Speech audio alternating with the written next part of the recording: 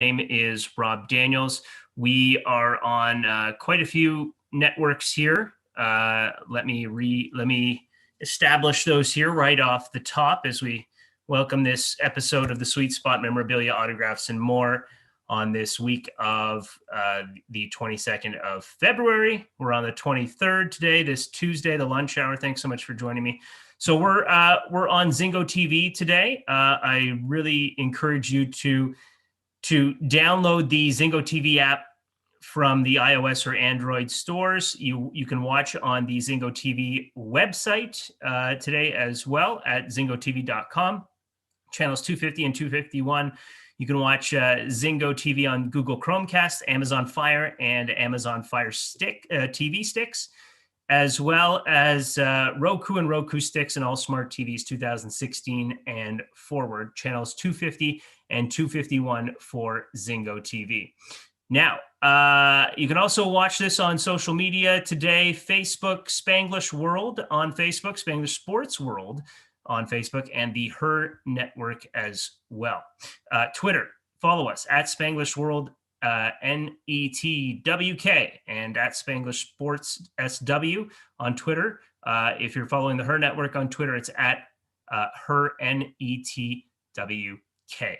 All right, YouTube, we're on the Spanglish World for YouTube and Spanglish Sports World as well, and the Her Network is also on YouTube as well. So I welcome you aboard, however you may be listening or watching to this program today. Again, the Sweet Spot, Memorabilia, Autographs, and More with your host here, yours truly, Rob Daniels. I am on a new laptop, so I'm getting used to it here. I don't know if our producer back at the studio can let me know if I'm looking into the camera, or do I look at myself? What should I be doing on this new? Am I looking right into the camera, or should I look at myself on this screen?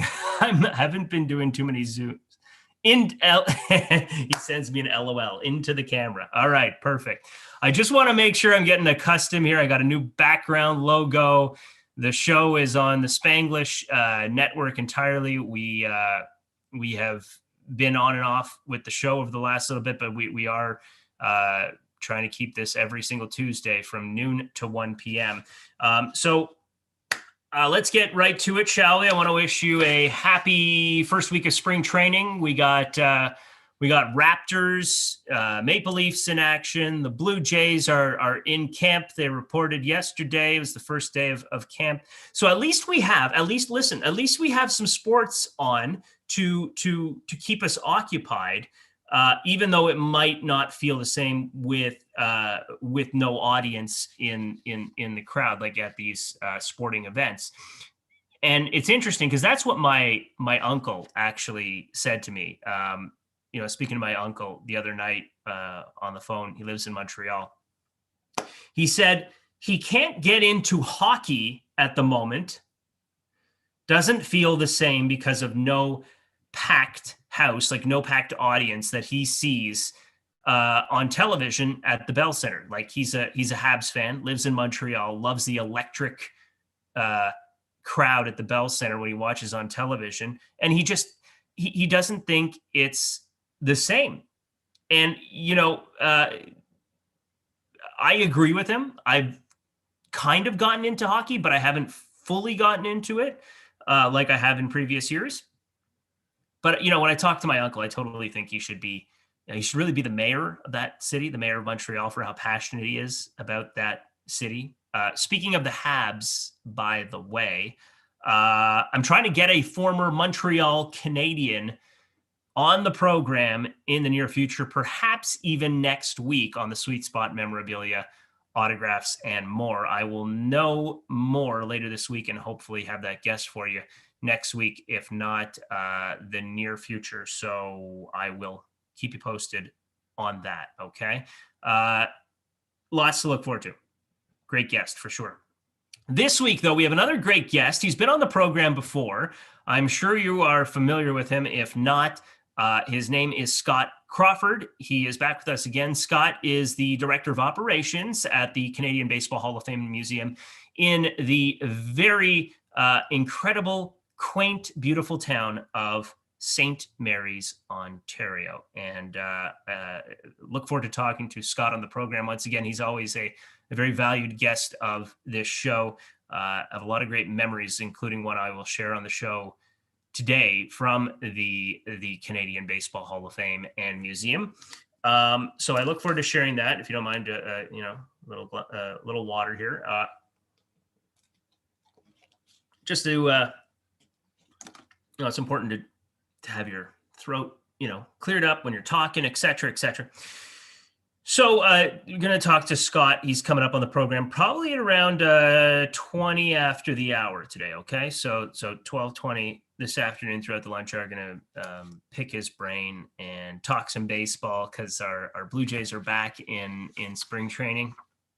And we'll talk hopefully a little more about Induction Day, which is happening in the summer of 2021. For now, though, let's dive into a little news in the industry, in the autographs and memorabilia industry, because there seems to be some news weekly out there. I mean, you can either Google it or you can, I really hope you listen to this program because I'm passionate about some of the news that comes out, including this one. And we can talk about it. If you ever want to email me or pick my brain about questions about some of the news that happens in the autographs and memorabilia industry. I'm not a pro by any means, but I do know a little bit. robdanielsonair@gmail.com. You can always email me on this program. So PSA is the world's largest third-party authentication company, okay? The industry leader in card grading as well as autograph and memorabilia authentication. An investor group that includes not only wealthy businessmen, but current and former professional athletes, has finished its purchase of PSA's parent company and installed one of its own as executive chairman of the company's board of directors. Now, PSA is, and I'll tell you this, PSA, let's get, is one of the, I've got to get my notes in order here. Give me a moment. This happens from time to time, and gotta be a little more prepared for the show. Let's see here. Okay. So let me get this up here. I was researching this earlier today, and I want to get this out. This is more so for newcomers to autographs and memorabilia. In case you want to know. So okay, so PSA, because we've heard of JSA before. JSA, we've had the CEO of JSA, James Spence, authentication on this program before, out of Newark, New Jersey. And they're out of Fort Lauderdale, Florida as well. So he has been on the program before to talk about authentication. This is a different authentication company, PSA, which, if I'm not mistaken, James Spence has done some work with PSA as well before in the past.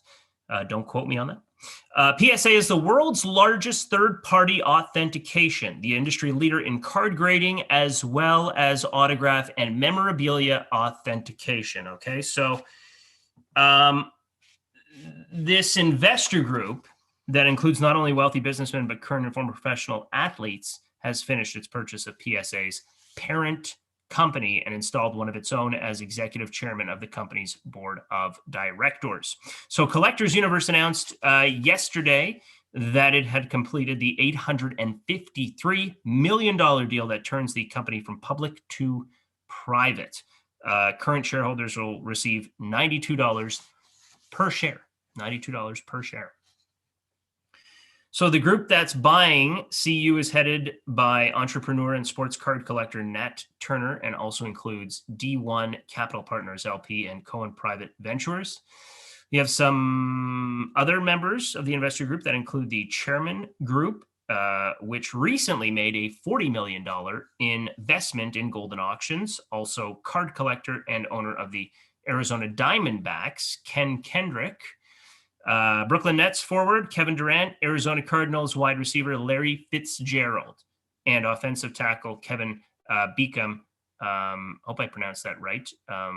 This is a part of an article I have here. And Houston Texans quarterback Deshaun Watson and former world #1 tennis player Andy Roddick, among others. Durant's 35 Ventures was among those who also invested in the modern trading card marketplace StarStock last year. Watson and Durant were among the investors at Golden. Okay, so a little on Nat Turner, who is the co-founder and CEO of Flatiron Health. He has been appointed executive chairman of CU's board. PSA hasn't been able to keep up with submissions from customers and announced last year it was facing a 1 million item backlog despite taking steps to try to increase efficiency.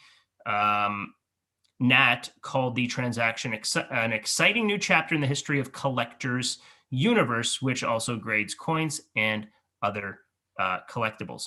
Now, Nat promised the group will be working to shorten customer wait times for grading and authentication services. So there's some very good news there, which are currently stretching several months beyond where they should be. Now, this is a quote, and I quote, "The collectibles markets requires scalable modern infrastructure to support the maturation of the industry, increasing value of collectibles and substantial demand for grading and authentication services," Turner stated. "As a private company, we will have the flexibility to further invest in infrastructure, technology, and R&D to reduce turnaround times and increase operational capacity while protecting and enhancing the integrity and consistency of Collector's Universe's best-in-class services." Okay, so that's a little from Nat Hunter right there. So that is a transaction of PSA, which is that authentication company. That's some interesting news there. PSA has been around for a very, very long time, very reputable company. And that's some news for you in the autograph and memorabilia industry right there for February the 22nd. Okay. I think I have my guest joining me who has checked in here. Can you hear me? Yep. Yes, he can. Hello, Scott Crawford. How are you? I'm good. Yourself? Oh, very well. Yes. Where are you joining me from today? I see in the background there. I am. I'm in the museum. Okay, you're in the hall today. Very nice. Yep. Very nice. Okay, before I introduce Scott Crawford officially here, I'm going to share a story that ropes into the Hall of Fame and a little bit about what is going on currently in baseball and in the world. So I'm going to show off this one autograph that means a lot to me, and I got it at the Canadian Baseball Hall of Fame and Museum. I don't know if you can see this. It's in a plastic bag. Let's see if it. Nope, the camera's not letting me. Maybe there. Can you see that one? Can you make that out? Sure can. That's a great signed baseball. Who is that? You know? That's Fergie Jenkins. You know it. And it's on an actual Cooperstown Hall of Fame baseball. And it's not on the sweet spot this time. This is because I like it perfectly placed where it makes sense. And that's underneath the Hall of Fame logo, an official Cooperstown baseball with his Hall of Fame 91 on there from Fergie Jenkins. And if I'm not mistaken, and you follow them quite a bit as well, the Blue Jays have been posting about this on Instagram, and I think yourself as well on the Canadian Baseball Hall of Fame and Museums pages, that it is Black History Month, right? We are acknowledging that and encouraging people to learn more about it. And Fergie Jenkins has been a spokesperson for that, for this through the Blue Jays Instagram stories and social media channels. And I encourage you to learn more about it and follow Fergie Jenkins on Instagram to learn more about it as well. Fergie's a fantastic guy, and I've run into him a number of occasions. He does great stuff for charity. I've been grateful enough to get his autograph there at the Canadian Museum, Canadian Baseball Hall of Fame Museum, and he's regularly a part. I don't know if you know this, Scott. I'm sure you do, but regularly a part of the Intercounty Baseball League opening ceremony traditions at Christie Pitts Park in Toronto. It is a beautiful ballpark and a great backdrop with the city skyline. When on that opening day, you smell the hot dogs and the cold beverages coming through on a really nice sunny afternoon. It usually is a Sunday afternoon game, and you have quite a few Hall of Famers or alumni throwing out the first pitch. And Fergie's been a part of that for a while with the Toronto Maple Leafs baseball club, and to be able to pick his brain out there and talk baseball with him once in a while in the past, that's been really exhilarating and really an honor to be able to do that. And a lot of people get to see him, and it's sort of like a once in a lifetime experience. You get some time with Fergie Jenkins and a few of the other Hall of Famers that are out there once a year. I mean, I hope it returns. We know we have the pandemic, and it's very difficult to figure out how the future is going to play out, but I hope that returns one day. And he does a lot of great charity work, and he's a part of the IBL with the Toronto Maple Leafs organization once a year.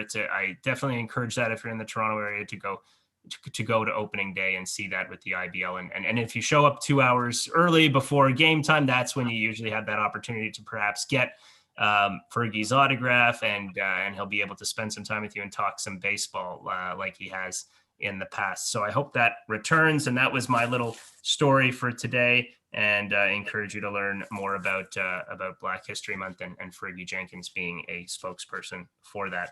So Fergie signed that baseball for me at the Hall of Fame. He's a fantastic guy. And the Hall of Fame is what we want to feature here today on the program. Once again, I'd like to do this frequently because I'm a big baseball guy, and I know Scott is as well. And I want to learn more about what's going on there in the off season and what's to look forward to in the future, hopefully. So without any further ado, the president, the director of operations at the Canadian Hall of Fame and Museum, we have Scott Crawford. So Scott, tell me what's the latest with you. Last we spoke, I know not much has changed in terms of the circumstances of what's going on in the world, but how are you holding up, and what's the latest with you at the Hall? First of all, Robbie, just to do with what you're talking about, Fergie Jenkins, if you look over my shoulder, yeah, this way, you'll see Fergie deep far I love it in the background. You see him? Yeah. So what can you explain what that is? Yeah, that's right beside it is his Texas Rangers game used jersey. And of course, he's in the Chicago Cubs in the picture, which is his main team. And in front of that display case, or his picture, is the 1971 Cy Young Award he won with the Chicago Cubs. So that was perfect that you had that autographed baseball on, so I could open my chat with showing you what's behind my shoulder. Great segue, right? That's right. Go back to that Hall of Fame. What the feature is his 1971 Cy Young baseball, or what he wore back on the actual award, the Cy Young Award. We have that. He's one of two Canadians to win it. Eric Gagne won it in 2003, and Eric has his award. Fergie gave us his award that he won back in 71 at the Cubs. He only won one Cy Young. He was right up there, top 5 several times, but he won one, and he donated it to the Hall so we could show it off to everyone who comes in. So that's one of the coolest things we have here. That's a fantastic piece. I love it, and that's really nice of him that he donated. So I'm so happy to hear that. So for you at this point in time, what sort of your day-to-day duties are with us being in pandemic mode, but some of the restrictions are easing up in the province of Ontario? Are you still going into the office, which is the Hall of Fame for you, on a daily basis, like Monday to Friday, or how does your schedule shape? I am. We have a very small staff here, especially in the wintertime.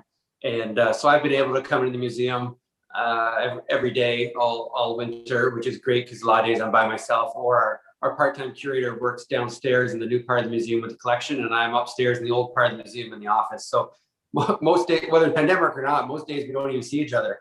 Yeah. So it works out quite well, and it's allowed me to keep things going. Planning for the year. The museum's now reopened to the public. Yeah. Museums are allowed to reopen. We're in Orange and St. Mary's here currently, so we are allowed to open, so we can offer the pre-booked tours. Again, it has to be pre-booked. Of course, we know you're coming this time of year. We're never too busy in February with baseball tours, anyways, as you can imagine. But so we're just planning for the year. What are we planning for? Like everyone else, we don't really know yet. Yeah. We're just sort of different angles and different variants. I mean, obviously, we want the ball fields to get open as soon as they can in the springtime. But we need Baseball Ontario and Slow Pitch Ontario to approve that. The museum will be open for tourism season, but we know it's going to be slower, so that might adjust our normal opening time of May 1st. Planning for induction. It's an ongoing process of when can we have it this year? When's the best time, in person or virtual? There's a whole ton of things to figure about induction weekend still. Yeah. Yeah. The actual induction weekend, virtual or in person, is third weekend of June, right? Saturday? That's the plan. That's the plan currently, but we're also planning, if it can't happen in June, then maybe we got to push it back to the fall. Our board of directors is hopefully coming up with a official decision in the next week or so for timing wise when it's going to happen. And then it doesn't, that's our goal, but ultimately we have no control of our goal because the pandemic, if it keeps getting better like it is, and vaccinations keep rolling out and people feel safer and get out, that's a good thing for everyone in general, let alone us. Yeah. But we sort of have to play it by ear how this year's going to go. Yeah. Wow. So they're gonna. Okay. And even then, this is what's so difficult to plan in a pandemic because we just don't know. So it's like you could say the fall in a week, but then we don't know what's going to happen in the fall, right? It's really tough. That's why we've had a lot of discussions with the board and just with our thoughts and we're trying to put together a couple plans for this year, which is sort of double the work. But and then we hope one of them can happen at some point this year. It's when our induction, as you've been to a lot of times, it's a large group of baseball people. It's an amazing day, but large groups of people from different places. You can get my picture here. It's hard to plan and organize and figure it out when it can happen. I know. So, and right now it's not allowed. I know it's a very tricky situation, and all we can hope for is that things improve. Like you said, the vaccinations roll out, and that we can all be considered safe or trust the experts to say when it's safe, and we can go about our lives again. But it certainly is difficult. I can't even imagine for you guys in the planning process. Maybe we can take our mind off that for a moment and try and dream a little bit and figure out, if this wasn't a problem right now, where would we like to be? Where would we love to be at this time of year? And if there was no pandemic, I want to talk about spring training because this is the week the guys reported to camp yesterday. And I think that's a day, even for you. And I see, if you follow Scott Crawford on social media, you see he's got his kids out there. They all love baseball. And I'm sure on a cold winter day, like a day like yesterday, you still think in your mind, you know what, it may be winter right now, but what makes me warm is knowing that the guys are reporting to camp in Dunedin today. The baseball gloves are coming out, the bats, and they're taking BP. They're throwing the ball around. The sound of the baseball cracking the baseball mitt, and the birds chirping. You know that spring training is here. When you see those videos, you see them online, and it's incredible, and it makes you feel like baseball is right around the corner. But I know that you and I have similar bucket list dreams in terms of a spring training trip to see the Blue Jays one day, when it is safe to do so. So if we could pretend that, if it was safe and we were allowed to go, how would your spring training trip play out for you? How would you envision it? But now you're going to make me really want to go somehow. I But, know. yeah, it was great. Whenever the Super Bowl ends, I always post, thank goodness, because that means baseball's next. Yeah. And a lot of my football friends don't like that post, but it's true. Once the Super Bowl is over, that means spring training is around the corner, and the bats and balls and the warm weather and the guys playing catch, and that's what I dream about and dream for, and for the next baseball season, like you do. And it's just I've never been to Blue Jay spring training. I can picture it. Obviously they've changed a lot in the last year or two. I've never gone because I'm usually so busy planning stuff for the Hall of Fame for each year. Yeah. But if I got the opportunity to go, the perfect, it's just wandering around the ballpark. There's so much more access in a normal year, of course, to the players, to the stadiums, talking with other fans. It's laid back. It's just one of those things where you could watch a ball game, then you go over to the other field that's a couple hundred feet away, and you watch a practice, and then you watch the kids you don't know about yet, like the next thing, like I think a couple of years ago, watching Bo Bichette and Vladimir on the backfields, crafting their game. And before they've always been big names, but before they're in the big leagues, when they're down in single A and double A, and you look at that kid and you're like, everyone knows Vladimir since he was 16 years old, but you look at the other guys who aren't as well known, and you just wonder who that is and who that might be. And then you fast forward 5 years and you go, oh my God, I saw those guys when they were taking ground balls on the backfield as nobodies, and now they're our starting third baseman. That's just cool. And would you like to dive further and deeper? Would it be something like you'd fly out there and you would park yourself in Dunedin and make it like a trip to always be at the Dunedin spot? Or would you try and follow the Blue Jays on the road in Florida, like just kind of take a drive the next couple of days if they're playing at Minnesota's park in Florida, or Lakeland for Detroit? Would you do that too? Oh, definitely. If you're down there, you got to see as many parks as you can. Spring training is so, I'll say, close together. I know some of the teams are a little further apart in Florida, but just, Philadelphia's park is basically next door. Oh, yeah. Just see all their fields and all their young players. Spring training is a chance to see the kids before they become famous. And to me, that's part of the uniqueness, and especially the game. So, of course, I would track down all the Canadians on all the teams, because there's a dozen or so in the big leagues, but there's 30 or 40 in the spring training camps.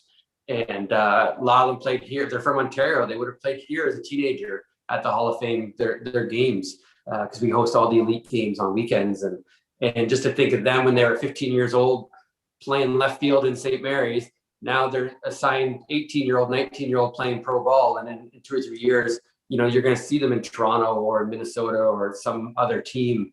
So I definitely jump to as many parks as I can, see as many names I recognize, but also pay attention to those guys that you don't know who they are yet. Yeah. And it makes for, an excellent a trip for family. I mean, you have what, 3 boys? 2 boys? Yeah, 2 boys.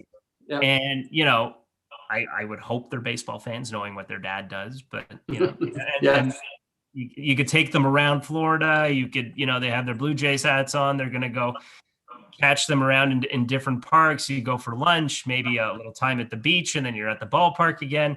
That's how I sort of envision spring training, and you sort of have that same vision. Do they like it as well? Like going early, trying to see the guys up close, take some batting practice? Is that something they have asked their father to do at some point? Well, they like baseball. They're not baseball nuts like you and I, of course, but that's hard to be that crazy in love with the game. But they sometimes roll their eyes at their dad for what he wants to do or thinks about doing. But as good kids do, they play along, and they enjoy it. They love being outside. Meeting the players. I remember. When he introduced them each year, induction, introduced the kids to the players, and they sort of look at them in awe, and then I tell them who they are, and they when they're real little, now they're teenagers, but when they're real little, they would run up and give, the Alamara high five and, and whoever else the inductees were. And it was just so cool to see their eyes and their excitement. Oh yeah. It's one of a kind, like a kid in a candy store.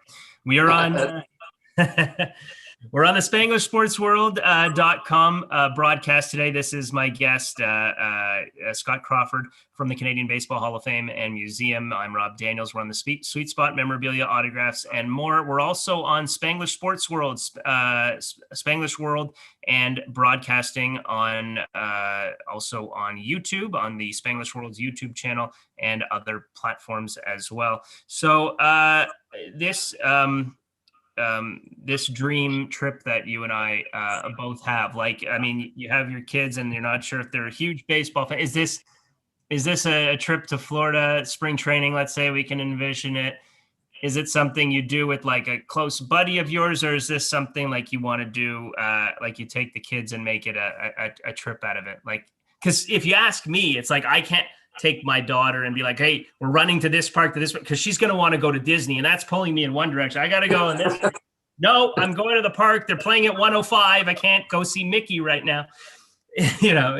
So it's two ways, because one you always want to show your kids and tell your kids about the history of the game and the players that you grew up watching, that now maybe the coaches with the team, and then the future kids. But at the same time, you're right, going with a buddy who loves baseball as much as you do. I mean, there'd be nothing stopping you. You would get there at 7 a.m. before the players, and you just wait until things happen, and then you wouldn't leave till the game was over. You wouldn't have to make a side trip, to this or that spot on the way there, the way back.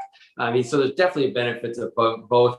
If you're there with someone who loves baseball as much as you do, it's so easy and so much fun to stay there and to talk to players, and you can just watch a game. I can sit and watch 4 games in one day because I don't know about you. What probably bothers me the most is like, if you're out there and you're with the I don't want to say like you're with the right people because it's your family, but the wrong people who don't understand your vision of watching spring training. You saying you want to go to the ballpark at 7, 8 o'clock in the morning, they'll be like, they're sleeping. No, we're going that way to Disney. We have an appointment to go see, Mickey, and we have pictures. And then you're like looking at the time, you're like, oh no, it's like 11:30. They're off the field now. They're having lunch. We missed the entire practice, and we're not going to are we even going to time out for the game? Because it's like a 2-hour trip now to where they're playing. And you're like, yeah, you got to have the people that have the right mindset as you, and they're not going to give you a hard time when you say 8 o'clock, we got to be at the ballpark. We get our Dunkin' Donuts coffee and we go, so I totally understand it. So I think, like me, I'm in the same sort of mindset as that. It's like, I only have like a couple of trips in life where that would be specifically like that. And I have this other dream of California. I haven't seen there, but I would love to do that whole trip. I don't know about you. If you go into our sense of if the world is normal, if you start out, in the Bay Area, what do you see? San Fran's Park, that gorgeous AT&T ballpark, right? And then you go to Oakland, and then you drive up to Napa Valley, get a glass of wine, don't drink and drive, obviously. And then the next day you head up to wherever you're heading, Santa Barbara, down to LA, and then you see the parks there. Then you go up to San Diego and go see the $340 million Fernando Tatis. Hopefully it's within, the next 14 years to be able to do this. That's another, and it has to be done right, or else, it's just going to cause you anxiety. And it's like, okay, I got to make sure I do this trip right. So I get that. So for you, if I understand it, doing spring training has to be done a certain way if it's for your bucket list trip, correct? It does, definitely. And like you talked about California there, I've been lucky enough to hit up 2 parks there with the Hall of Fame because of the Tip O'Neill Award. We presented to Russell Martin in 2008. So it's been a while, but in 2008, we gave him the Tip O'Neill Award from his 2007 season. And while we were in California, we did the fastest trip to California and back you've ever done. Including our trip. That would be such a tease. No. I know. We saw 2 games in LA, but we flew home after the second game on a red eye. So it was crazy. But while we were in LA, we made time to drive to the Angels Stadium and it was an off day, so nobody was there except a couple of people in the office. And so we just knocked on the door and we told them who we were and where we were from. And we convinced them it'd be a great idea for them to let us in. And so we got to see the Angels office and then out into the concourse because we see the fields and take a couple of pictures. So we haven't seen a game in LA with the Angels, but we've been in the stadium. So I've done 40% of California. So Nice. I'd love to do the other 60% sometime. Yeah. So did you take, so you presented Russell Martin his award on field, like before the game kind of thing? Yeah. It was a great day. It was actually, they were playing the Rockies and Jeff Francis was pitching for the Rockies and the two teams had a brawl. So it was kind of unique. We didn't see Jeff and Russell throwing it down against each other, of course, but they did have a fight that game, and we were trying to find Jeff and Russell in the crowd. But when you got two teams of players and coaches all wrangling in the middle, it's pretty hard to pick out two people. But it was still an interesting highlight from the games. Wow. So the Jays were playing Colorado in California that year? No, we were down. Dodgers were playing the Rockies because we were down there. Before he went, my bad. Before he came a Blue Jay. So the Dodgers were playing the Rockies and it was with the Dodgers. Oh, wow. So you presented that award to him at Dodger Stadium then? Yeah. We always do pregame for that Tip O'Neill Award, the Players Home Park, and it's sort of out on the third baseline 5 minutes before the first pitch. Russell comes out, hand him the award, pictures. They say stuff over the loudspeaker, and then we're off to watch the game. And it was just a great opportunity because the Rockies were in town, and we got to talk to Jeff Francis, who's he's a BC boy but lives in London now, and it was just awesome opportunity. And then there happened to be a brawl that night because someone hit someone, and I got a great picture of Russell Martin catching and Jeff Francis hitting. I was not behind home plate with our tickets, but we were down the first base line, so I got a pretty cool picture of those two guys at bat. That's amazing. So you do that every year then, eh? An on-field presentation at whichever park, whoever wins that award, their park each year? Yeah. The only year we missed, of course, was last year. We didn't get to go down to Atlanta because Mike Soroka won the award in 2019 and couldn't get to Atlanta last year. We might try to get there this summer, but again, it's going to depend on the border issues and whatnot. But the Braves and Mike are both interested in us presenting him the award still. So if the border issue clears up, maybe August, September, we might head down to Atlanta. Nice.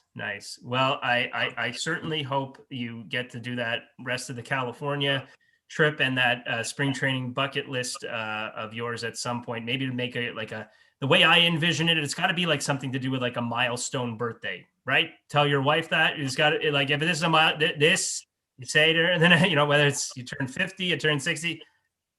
I don't want anything else this year except that's my birthday present. Yeah. Head to Florida and spend heck, you could do it quickly, but I mean spring training's 6 weeks long, so I'd love to say I stayed down there for 6 weeks, but that's even more of a outrageous even if you get 10 days to 14 days out there, that would still be no, I mean just the atmosphere, the teams, the multiple fields. Again, you go to a regular season game and there's one field, right? You watch the game, it's great atmosphere, but spring training, you picture the new Jays complex, there's got to be half a dozen fields. Philadelphia's 10 minutes away, they got another half dozen fields. You just be able to see and just rotate, it's an all-day experience because you can watch 6 games at the same time because there's 6 ball fields right beside each other, and you can just rotate around, and it's easily a day. It's unbelievable, the simplicity in it, and there's some tranquility. There's a sense of peace and calmness at the ballpark, and the fact that you're so up close, which is incredible too. Something to look forward to when you do that trip is that, and I've heard from my cousin who I remember a couple years ago, he messaged me and he's like, Rob, flip on whatever it was, flip on Sportsnet at the time, and front row in Lakeland, there he was sitting behind, the backstop. And I'm like, oh my gosh, no way. He's like, you gotta do this trip. If anybody, you gotta do this trip sometime in your lifetime. And I still think about it often, I know. And, what he told me was like, it's like, he got to have like a 5-minute discussion with John Gibbons. You're like right next to them there. He'd be walking the concourse, getting his hot dog, and Devin Travis was exiting the concourse to go to his car in the parking lot. And it's very much like what goes on at the Canadian Baseball Hall of Fame Museum on induction day, where you see your favorite stars walking by you every 10 minutes. And you're just like, was that Pat Gillick that just walked by? Is that Fergie Jenkins over there? And that's what, and when you're a lover of baseball, that, try and keep your calm and coolness, of course, but it's still like that kid in a candy store feeling, and spring training brings that out in the biggest of baseball fans. So again, hopefully you do that trip. We are on the Spanglish Sports World network, Spanglish Sports World and Spanglish World, broadcasting the Sweet Spot memorabilia, autographs, and more. I'm your host, Rob Daniels, joined by the Director of Operations of the Canadian Baseball Hall of Fame and Museum in St. Mary's, Scott Crawford. So, we talked about induction day a little bit, maybe a little bit further. Do you want to go into talking about who is going to be inducted this year, or eventually, whenever that happens, whether it's virtually? Is it going to be the same inductees as last year? How's it going to play out in terms of inductees for this year? Yeah, we're going to keep the same 4 guys as 2020. We didn't run the process for 2021. And our board of directors basically said it's because 2021 is up in the air too. We didn't want to add more individuals or teams to the class when we don't know what to expect this year. So it's a pretty easy decision. I mean, the bad part is, more people are getting honored, no new people are getting honored. But at the same time, we haven't honored the 2020 people, and the 2020 class is amazing. It's one of our best ever. It's you talk Justin Morneau, who is one of the best Canadians ever. He's from British Columbia, played for the Twins, the Pirates, the White Sox, one of 3 Canadians to win the MVP award. And he's the greatest. He currently works for the Twins in the broadcasting. So if you ever listen to a Twins game, you might hear him, and he's great on their broadcast. Yeah. We're going to induct 2 Blue Jays, of course, John Olerud and Dwayne Ward, 2 household names through the World Series years. Tom Hankey's in the Hall of Fame already, of course, and Dwayne Ward. It's the Tom and Dwayne show when you talk about those 2 guys. I'm sure Tom will be out there supporting him the day he gets inducted, or however, if he's allowed, or however it works. I'm sure there'll be some kind of massive support from Tom to Dwayne, for sure. Oh, for sure. Dwayne does so much for the community back in town. He lives down, speaking of California, he lives down in California, but he's always back in Toronto, giving back to the kids, doing Winterfest, doing the Jays Care Foundation items. Did he move? Because I think I remember at one point at a signing, he did tell us, like, he was talking to a few. He's, oh yeah, it's when he was signing in the Heat in St. Mary's, he's like, oh, it's still not. You want to feel like real heat, where he is. He said Nevada, somewhere close to Las Vegas or something. There's dry heat. But so has he moved from Nevada to California? Yeah, he's down in California now. So okay. Different heat, but I'm sure still nice and warm for him down there. But now you have a place to stay the next time you do the 60% of that, California baseball road trip. That's right. John Olerud, of course, the sweet swinging John Olerud didn't play a day in the minors, went right to the big leagues. Yeah. One of the best hitters in Blue Jays history. His first base for, I believe, several years. He won the World Series with them. He went on to the Mets and a few other teams. But he's one of the best players ever. He played just over 900 games with the Blue Jays, and well deserving. He's a lot quieter. He doesn't do a lot of publicity and a lot of events like Dwayne Ward did, which is perfectly fine. Yeah. Lots of players don't do that after their playing days, but he's one of the greatest players in Blue Jay history. If you look him up in the all-time stats. And the last fella is our Montreal Expo connection, of course, Jacques Doucette. If you're an Expo fan, he's the legend. He's the microphone. It's, basically him and Dave Van Horn were the main 2. Dave's already in our Hall of Fame. Now it's Jacques Doucette's turn. He was there from day 1 with the Expos, and he's still broadcasting, but he's doing the Blue Jay games in French these days for the last several years. So he's still in the game. He's been doing it for a long, long time. He's won our Jack Graney Award for lifetime media. He's been up for the Ford Frick Award in Cooperstown a few times. And he's he's the voice of the Expos. And it's so important, our class. We have a Canadian player, we have 2 Blue Jay players, and we got an Expo announcer. So again, it's a very wide variety for the class. Now you you got me thinking here, because once you mentioned the Expos, and I know this one sort of slipped under the cracks, and I don't want to put you on the spot here with anything. I'm just trying to think what happened with it, and if we're ever going to circle back to seeing him at the Canadian Baseball Hall of Fame Museum. Pedro Martinez, because he was supposed to be inducted. Remember that year, but then something happened. I think he got sick, or I don't know the exact reason, but he could not attend. Is he ever going to be inducted or awarded? Inducted into the Canadian Baseball Hall of Fame. Is that yeah? In 2018, he came up ill in New York and he couldn't travel by plane or car by his doctor's requests. And so unfortunately, that was the year we had him, Lloyd Moseby, and Bill Humber into the Hall of Fame. So only Lloyd and Bill were here and present. We still inducted Pedro in the Hall of Fame, so he's still an inductee into the Hall of Fame. Okay. We had a bunch of Expos on stage, Steve Rogers and Billy Atkinson and a few others that were here that day, sort of accepted on his behalf, which was great because they're legendaries, and Steve's in the Hall of Fame as well. Will he be back one day to officially accept his plaque and jacket? We hope so. Of course, in 2019, we didn't, and then 2020 happened, and now 2021 is going on. So we haven't really had a great opportunity to get him back here yet. We're still in touch with him. He's still one of our proud Hall of Famers. But we do hope one day to have him back here, or to have him here, and to be rightfully be able to put his jacket on and hand him his plaque.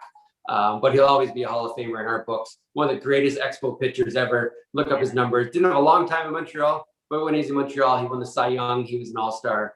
And if you go in Montreal Expo history and look at their top pitchers, I mean, Steve Rogers and Dennis Martinez and Pedro Martinez are three of the top ones, and they're all in our Hall of Fame. Oh yeah. Well, I even heard it the other night. I was watching an Instagram live. The Major League Baseball was hosting one, and Barry Bonds was on it, and he mentioned him as one of the toughest to face at the plate. It was him. He would mention, Smoltzy out of Atlanta, and their whole staff, like Glavine and Maddox.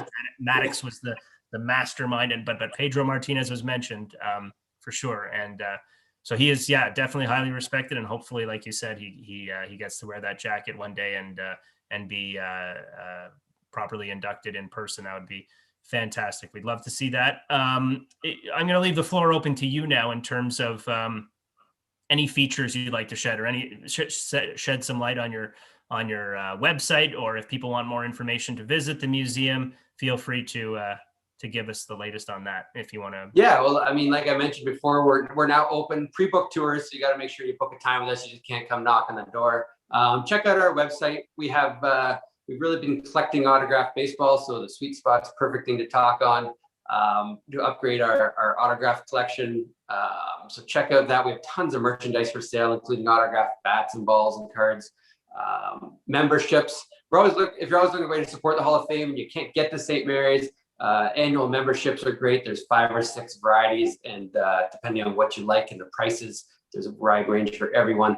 But really the word is, check us out on Twitter. We got Facebook, we got Instagram. We're always posting new things about it, or about our inductees, or about Canadian players. We really try to highlight Canadian baseball, obviously, in all our social media posts, and just stay tuned. We got exciting plans coming up this year and in the future, and we're just out there, preserving the game of history inside the building and on our ball fields, where we have 4 amazing ball fields and about 1,000 events here in the summertime, promoting the future. It's so great to see the kids outside playing ball. We really missed it last year. We only had about our ball fields only about 20% used last year because of the pandemic. And, a normal night, you come to St. Mary's, a normal weekend, you stand up on the berm, you look at all 4 fields, and there's 4 fields, there's 8 teams of kids playing baseball, and they're the future. That's what gets me so excited, is seeing the future of the game, playing and enjoying and laughing and having fun. Baseball's got to be fun for those 10-year-old kids, or we'll lose them. And we don't want to lose them. We need the next generation of fans, and just have fun when you're playing baseball. You do to the Hall of Fame, come inside and check out the history of the game. Yeah. So which teams are they that play on those fields that surround the Hall of Fame in St. Mary's? Yeah, we have sort of 2 different aspects. Of course, St. Mary's Minor Ball, we're located in St. Mary's, but on weekends, we have the elite teams come play. The Ontario Nationals that play in the Canadian Premier Baseball League play all their home games here. The Great Lake Canadians play some of their games here as well. But those two teams playing their games here bring all the elite teams from all over the province play here, from the Ontario Blue Jays and Toronto Mets and Fieldhouse Pirates and all kinds of teams in the Canadian Premier Baseball League play here. We have a lot of one-off games from different teams in different leagues, but between the St. Mary's Minor Ball and these elite teams, that takes up most of our field. But I'm organizing some teams right now that aren't involved in those leagues and they're 10 and 12-year-old kids that are coming here. They're going to play a game, get a museum tour, and have a barbecue. Yeah. What perfect day of baseball for a 10-year-old kid is that? Play a game, have a hot dog, and come on in the museum and check out the great history. It's a dream come true if I was a 10-year-old kid. So these teams are excited to organize it this year. Oh, well, hopefully the measures allow it, or the person above to allow that we can return to some normalcy and have that in the summer of 2021. Day by day we go, and I look forward to catching up again. Before we end off here, we have a minute left. I wanted to see back over your left shoulder this time. You have a glove. What's that? You can tell me about quickly. Well, that glove, that's Andrew Alber's glove. He just signed with Minnesota, so he's back. He's from Saskatchewan. He played overseas for a couple of years. Andrew Albers was the starter in the 2011 Pan Am Games gold medal game that we took home the gold medal from. He was the starting pitcher that game, and he donated his glove. Oh, that's so awesome. Before we sign off here, let's do a quick picture. I want to get this on Instagram kind of thing. Give me a smile if you can. All right. Nice. Okay. That is the Director of Operations of the Canadian Baseball Hall of Fame and Museum. My guest today, Scott Crawford, on the Sweet Spot Memorabilia, autographs, and more. I like that we do this. We should check in every few months or so, usually around a time where it makes sense. Spring training has started up, maybe sometime the first few weeks into the regular season, perhaps we could do this again and maybe, get an update on where things stand in terms of the Hall of Fame and induction day at that point, and just talk more baseball. Hey, I love talking baseball. So anytime, Rob, give me a shout and I'll jump on the Sweet Spot for sure. Sounds great. Thanks so much, Scott Crawford. Again, my guest. Look forward to chatting with you again. And we're on the Spanglish World and Spanglish Network. We'll see you here again next week. Any questions about the show, or if you want to share your stories in regards to autographs, memorabilia, you can always email me, robdanielsonair@gmail.com. Thanks for joining me. We'll see you next time.